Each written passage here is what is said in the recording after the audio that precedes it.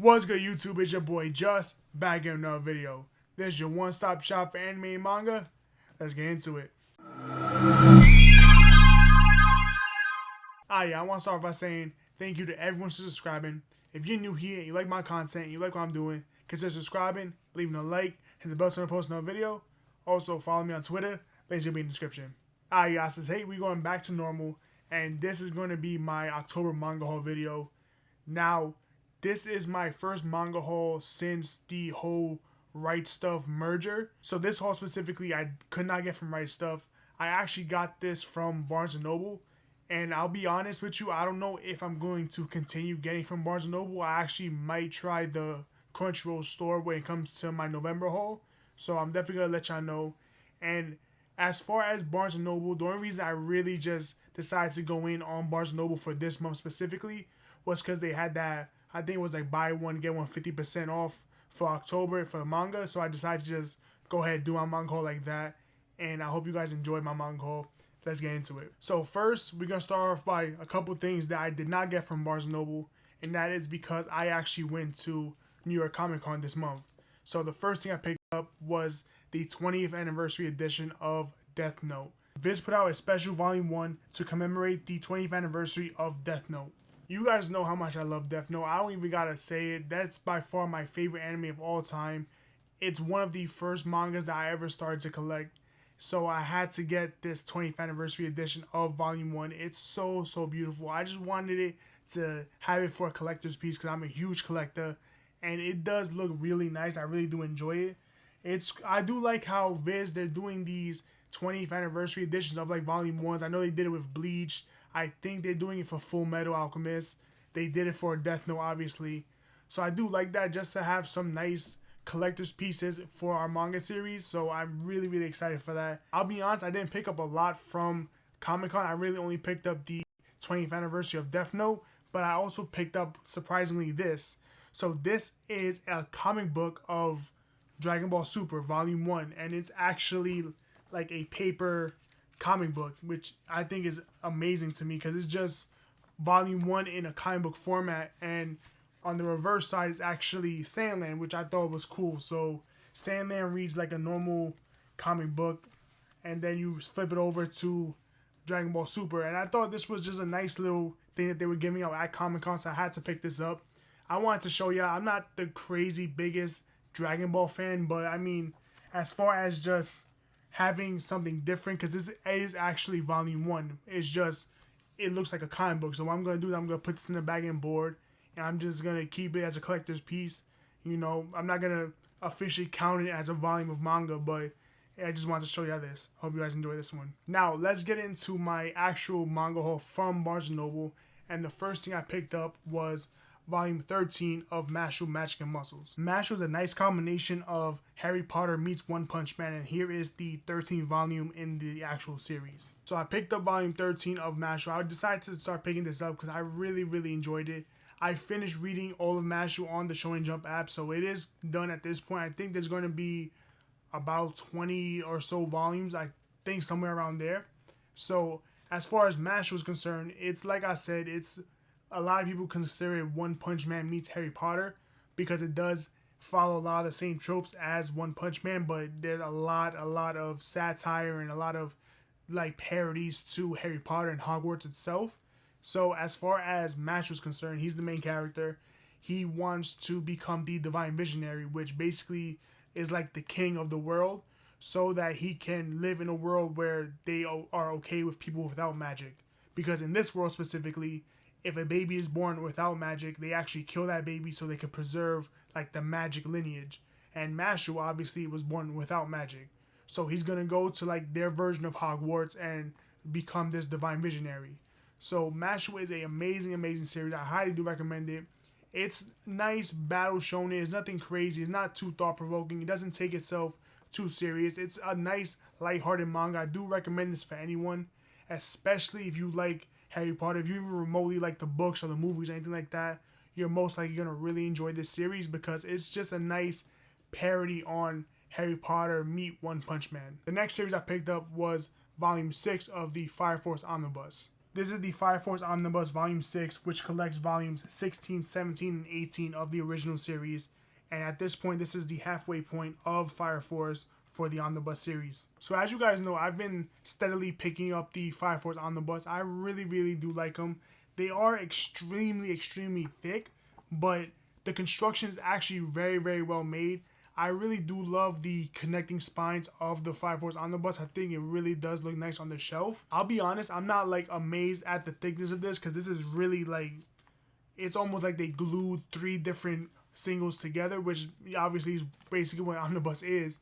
But normally they use like thinner paper quality. For this, they actually kept the paper quality pretty good. I mean, it's still like high quality paper. It's not like, you know, the normal Omnibus where it's damn near see-through or anything like that. The construction of this is very, very well made. And of course, Fire Force is one of my favorite, I like to say newer generation series, but it's not even new anymore. They're about, what, like 10, 12 years old at this point. You know, you got things like Fire Force, Demon Slayer, things like that, Dr. Stone. And when it comes to like those, I guess, big 3 or that version of the big 3, Fire Force was always my favorite and I really, really do enjoy it. It's a nice take on the different fire powers that they have, because everyone in this world more or less can manipulate fire, apart from a couple of people here and there. But just the different ways that they actually manipulate fire is not just basically their version of firebending. It's actually very, very unique. So I highly recommend, if you just want a nice crazy battle action shonen, pick up Fire Force. Now, as far as my Barnes & Noble's manga haul, it wasn't much because I didn't want to go too crazy, because Barnes & Noble's, even though they were having that buy one get one 50% sale, their manga are still pretty expensive. You're paying almost full retail price for them.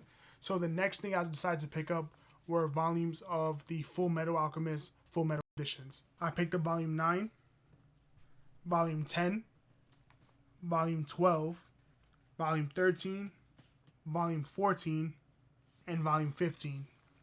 So as you may be able to tell, I didn't pick up volume 11 of the Full Metal editions because when I ordered these manga, volume 11 was out of stock. So right now I'm only missing 4 more volumes to have the complete series. So that's going to be volume 11, 16, 17, and 18. Once I pick up the last 4 volumes, I'm just going to do a nice binge read of Full Metal Alchemist because I really, really do love the anime. The anime is in my top 5 anime of all time. I really do think just the heart-wrenching moments, the nice plot twists. At the moment, obviously we know them now. You know, we've seen these series a whole bunch of times. But at the moment when you're first watching it, there's no one that can say that they've seen all those plot twists, or anyone that can say that they didn't feel any type of emotion, because for whatever reason, Full Metal Alchemist just brings out the emotion, even though it's essentially just like a battle shonen, but it's so in depth. The character development is so well done, and just the world development is amazing.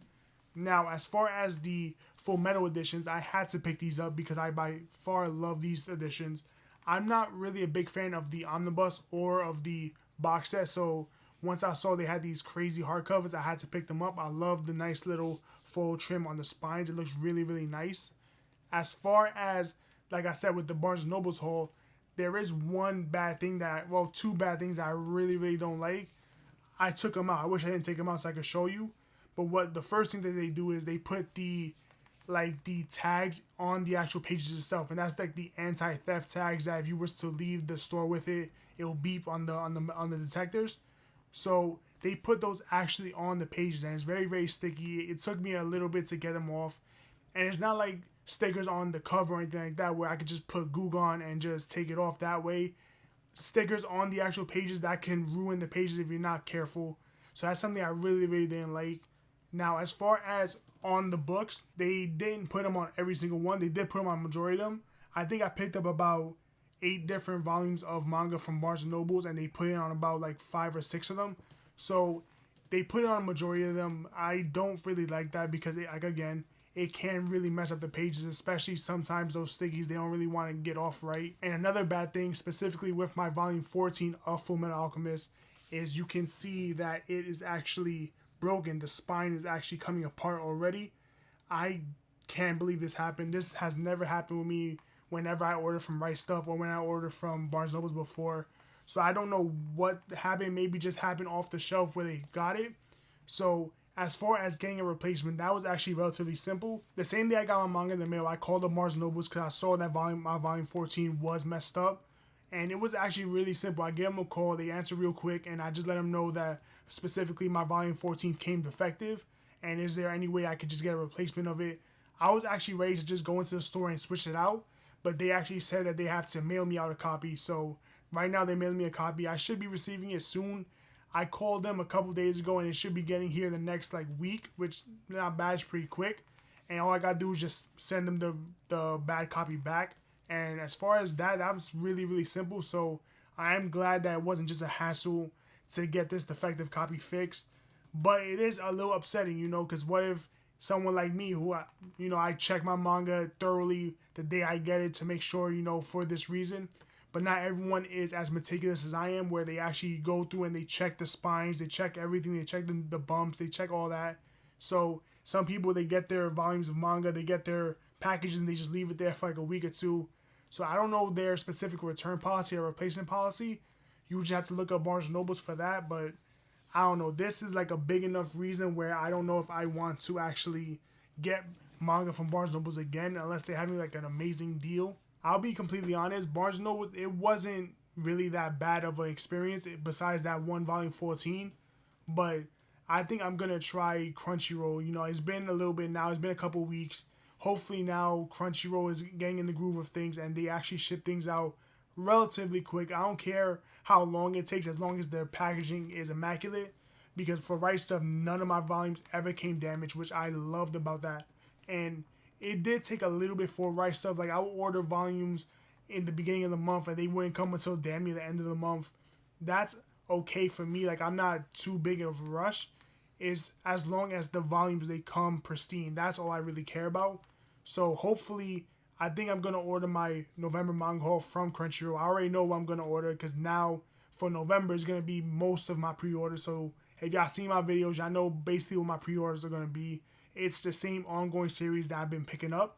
So that's just a little future for y'all, so I know what I'm picking up in the month of November. But as far as this video, that's it. So that's everything I picked up in the month of October. I hope you guys enjoyed it. Like I said, I didn't pick up too much because Barnes & Noble's, their pricing, it is a little steep. And I did pick up these Full Metal editions of Full Metal Alchemist. They're $20 a piece. That can hurt the wallet when you get 4 or 5 volumes. I know my October manga haul was a little smaller than normal, but I hope you guys enjoyed it. I really did love what I picked up because now I'm almost done with Full Metal Alchemist.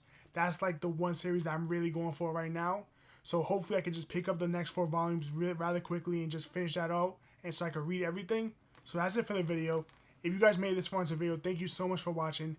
If you're new here, you like my content, you like what I'm doing, consider subscribing, leaving a like, hit the bell so I don't post another video. Also, follow me on Twitter. Links will be in the description. This is your boy Just. I'm off this.